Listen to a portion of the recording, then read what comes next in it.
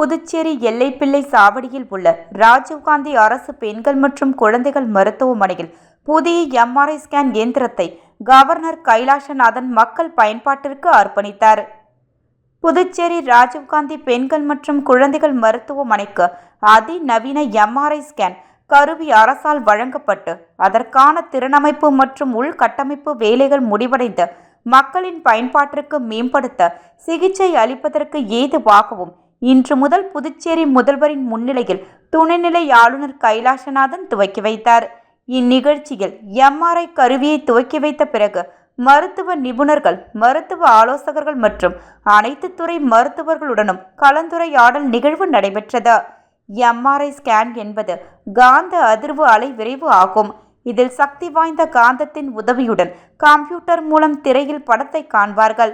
இம்மருத்துவமனையில் இக்கருவியின் பயன்பாட்டினை துவக்கி வைத்த போது மருத்துவமனையின் அனைத்து துறை தலைவர்களும், மருத்துவ அதிகாரிகளும், அனைத்து செவிலியர்களும் மற்றும் ஊழியர்களும் கலந்து கொண்டனர்.